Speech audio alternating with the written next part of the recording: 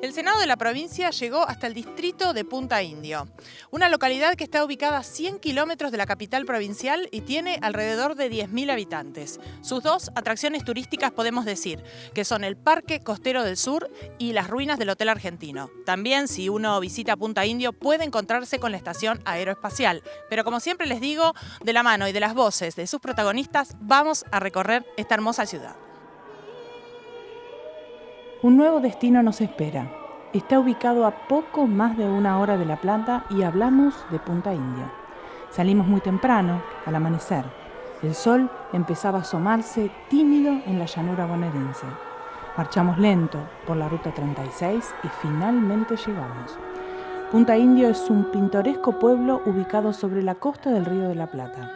Allí nos espera Gabriel D'Alvisio, secretario de Gobierno, quien nos recibe en la puerta de la municipalidad y nos indica cómo iniciar el recorrido hacia el Parque Costero del Sur, el principal recurso turístico de la zona.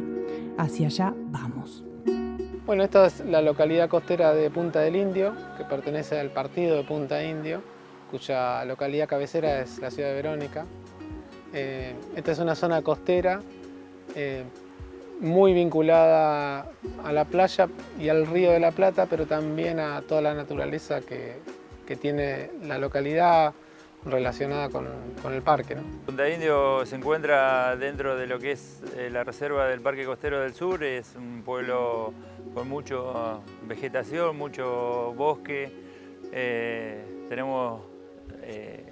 Estamos sobre la costa del Río de la Plata y por sobre todas las cosas eso, mucha naturaleza y tranquilidad, que por suerte es una de las cualidades principales del pueblo. El parque tiene 70 kilómetros de largo costero por un ancho de 5 kilómetros promedio y se lo considera una reserva mundial de biosfera.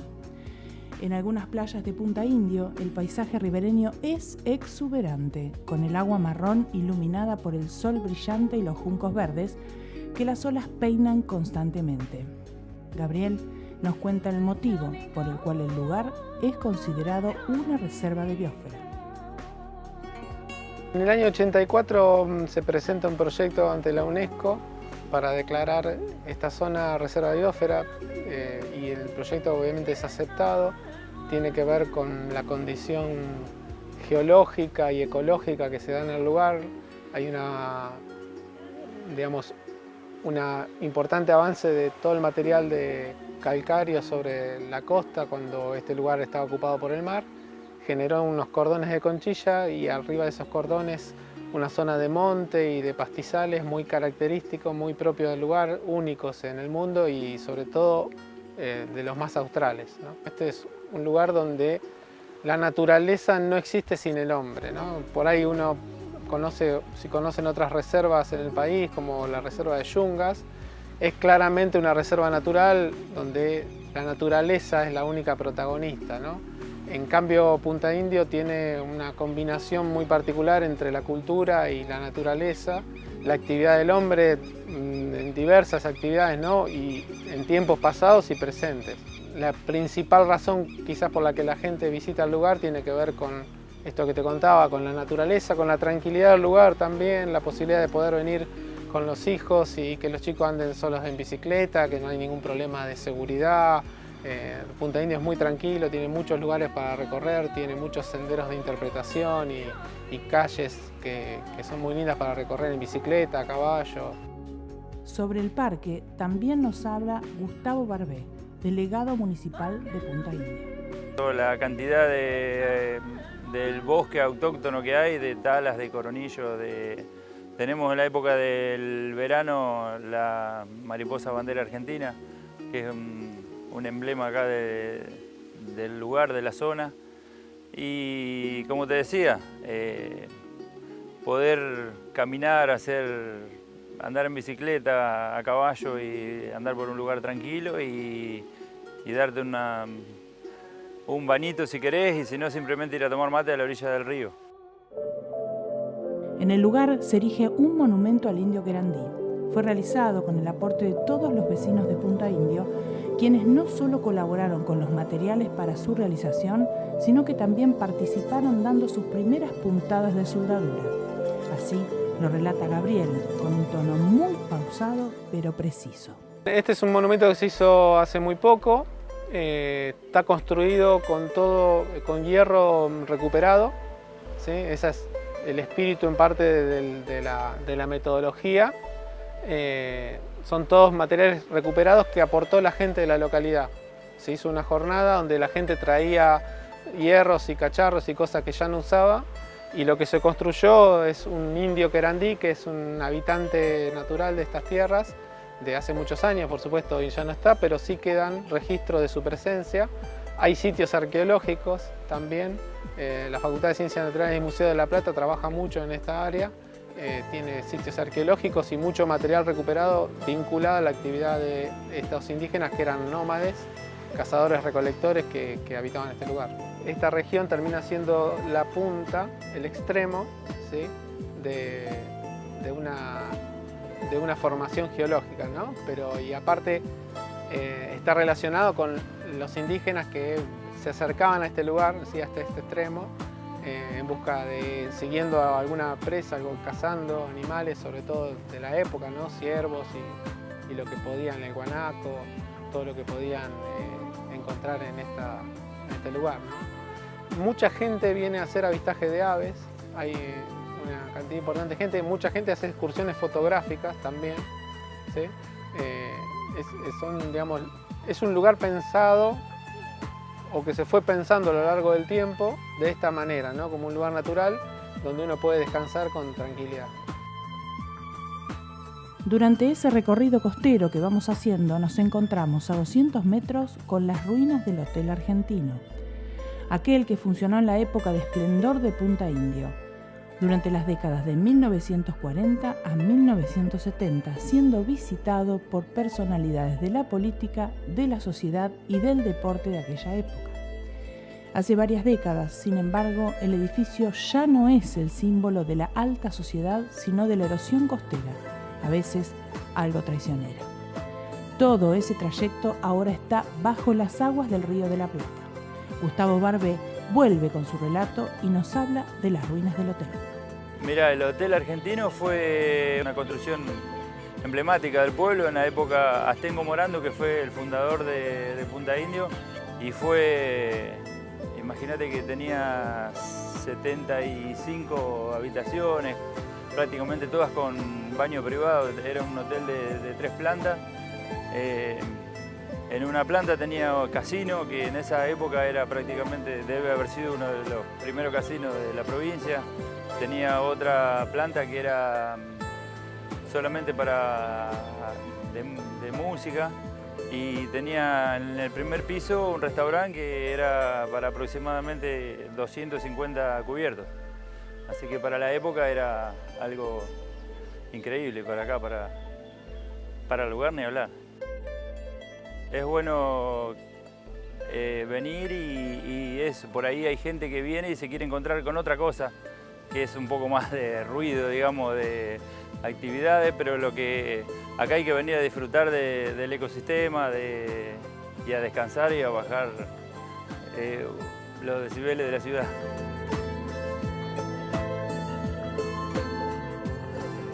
Acá estoy tratando de pescar pejerrey, pero en este momento, como el agua está muy turbia, estamos esperando a ver si la crecida la limpia un poco. La paz, importantísimo. Vengo todos los días, soy jubilado, así que mi tiempo para trabajar no existe. O sea que hago en mi casa de tareas de jardinería, que me gusta mucho también. Y nada más, hacemos una vida tranquila.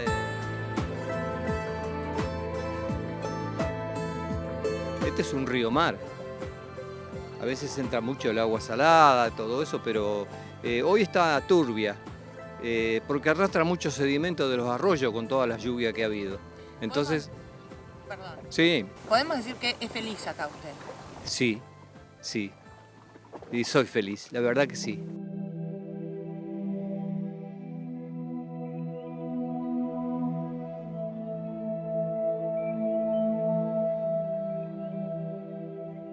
Como todo pueblo de la provincia de Buenos Aires, Punta Indio no es la excepción y tiene su historia, su origen. Gabriel Grasso nos espera en el Museo Histórico de Punta Indio. Ávido por contarnos cómo nace el distrito, su director además nos reseña que ese es el primer edificio del partido. El distrito de Punta Indio nace en realidad a fines del siglo XIX, cuando se reorganiza la provincia de Buenos Aires y se crea lo que vendría a ser el Partido de Rivadavia. Este Partido de Rivadavia en realidad estaba conformado por grandes estancias y muy poca población. Entonces hay una ley que tiene que ver con la reagrupación de parroquias y se da que Magdalena absorbe a la gente del Partido de Rivadavia. El Partido de Rivadavia en todo lo que tenga que ver con documentos electorales va a figurar hasta 1892-93. Pero después desaparece, a tal punto desaparece que no hay una ley en la cual se diga el Partido de Rivadavia deja de ser y es absorbido por Magdalena, sino que nadie lo nombró más y todos estos territorios pasan a Magdalena, ¿no? Justamente por esta cuestión de esta ley de lo que se llamaba parroquias de campaña. El tiempo pasó, se fueron fundando pueblos que tenían que ver fundamentalmente con el ferrocarril, ¿sí? Acá hasta 1892 el ferrocarril del sur, que era británico, llega hasta Álvarez Jonte y después en 1913 se extiende hasta lo que hoy es Pipinas. En el medio los pueblitos que se fueron formando, Pipinas, Monteveloz, Las Tahonas, Verónica, se van formando en lugares donde realmente no hay población. Como algunos de los distritos que ya hemos recorrido a lo largo de las distintas emisiones de Senado Presenta, Punta Indio no escapa a la historia emancipadora de su origen. Como Lezama y Ameguino, Punta Indio contó con un fuerte proyecto de autonomía motorizado por sus vecinos y sus instituciones, lo que luego se materializó en la legislatura bonaerense. Más o menos para 1957, debido a lo que se llamaban los pueblos del sur, estos pueblos que conforman el partido de Punta Indio, estaban un poco aislados administrativamente de la cabecera, que era Magdalena. Se empieza a fomentar desde Verónica una especie de movimiento de autonomía que en 1961, entre 1961 y 1962, casi se concreta, porque se llega a una media sanción en la Cámara de Diputados de la provincia. En 1969 la comisión se desintegra, pero en 1989 se retoma. En 1994, el que era gobernador, Eduardo Duhalde, impulsa nuevos municipios en la provincia de Buenos Aires, y el primero, de la mano de un político peronista que era Colabianchi en ese momento, van a impulsar de nuevo la idea de la autonomía. El tema es que la autonomía para el partido de Punta Indio fue tan importante porque fue en realidad el movimiento colectivo, social, que impulsó esta autonomía. No es que la autonomía se manejó entre políticos, entre bambalinas, entre senadores, gobernadores, sino que si hay algo que caracterizó a la autonomía del partido de Punta Indio va a ser la gente. Hay que destacar que la situación, que tuvo picos de movilización importantes, sobre todo una columna de más de 4.000 vecinos venidos del sur, que prácticamente coparon escalinatas y jardines de la legislatura al grito de «Vivir con lo nuestro», terminó el 6 de diciembre de 1994. El 6 de diciembre de 1994 se logra la autonomía. Se armó tal lío, fue tal el revuelo entre los autonomistas y Magdalena, que separaron todas las autonomías que se habían planteado para ese periodo y se retoman tiempo después, que los últimos es Lezama, ¿no? Pero vuelvo a recalcar, esa cuestión de lo social, de lo colectivo, fue lo más importante que le dio que le dio una característica única a este periodo de autonomía. Este museo, sí, este es el primer edificio de Verónica. ¿Sí? El primer edificio de Verónica. Todos estos campos pertenecían a Martín Torkins, ¿sí? Que era el hijo de Ernesto Torkins, uno de los primeros empresarios, entre comillas, argentinos, ¿no? Todos estos campos pertenecían a Ernesto Torkins. Cuando él muere, queda una parte para la hija de Ernesto Torkins y Muniz Barreto, y la otra parte queda para Martín Torkins, que tenía, y todavía existe la estancia La Verde. Acá el ferrocarril, por supuesto, puso la estación, la empezó a construir en 1911, este edificio donde funciona el museo hoy, y la inauguración o la fundación del pueblo va a ser en 1914, el 24 de diciembre de 1914, en una fiesta en La Plata, en que el gobernador le firma los papeles a Martín Torkins para autorizar la fundación. El museo hoy está en un periodo de expansión. En estos momentos lo que pueden encontrar, y nos podemos dividir al museo en dos partes. Una es la parte exterior, donde están las grandes herramientas agrícolas. A principios del siglo empezaron a venir inmigrantes de todos los países, primero en general en forma medio individual, después del Grito de Alcorta, en el sur de Santa Fe, en el norte de la provincia de Buenos Aires, empezaron a venir para acá. Y después hay una colonia, una gran inmigración de rusos, en realidad de ucranianos, que escapan a la colectivización obligatoria que hizo Stalin a principios de los años 30. Se instalan acá junto con polacos, alemanes y hacen una colonia, ¿no? Y en la parte interior lo que van a encontrar es, tenemos en este momento 3 salas, momentáneamente, una que es una sala histórica donde se puede ver desde los grupos originarios que estaban más que nada asentados siempre temporalmente en la zona de Punta Indio, con una datación aproximada entre 1700 y 1800 años, el tema de las estancias, el ferrocarril, los pueblos, la autonomía, ¿sí? Y después otras 2 salas que tienen que ver más con la gente, ¿no? El tema de el sonido a través de las radios, que era muy importante en un lugar como este, porque la televisión en este lugar en particular era muy difícil verla. Y las radios, aunque les parezca mentira, también, justamente estamos nosotros en la Pampa deprimida, y captar las radios, generalmente se captaban radios de Uruguay, se siguen captando. Y la otra es la imagen.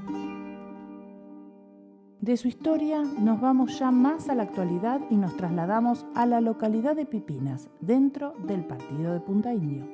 Allí el pueblo tiene esta impronta. A la vera de la Ruta 36 hay una réplica en escala real del cohete Tronador 2, ya que el original descansa en un hangar de Punta Indio. Pipinas es considerada la NASA argentina.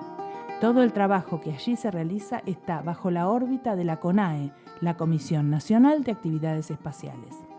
El pueblo, que había quedado olvidado y abandonado hace años, cuando cerró la cementera que le dio origen, empezó a revivir con la instalación del proyecto más ambicioso del país en materia espacial, el Tronador 2, un lanzador de satélites, el primero de América Latina.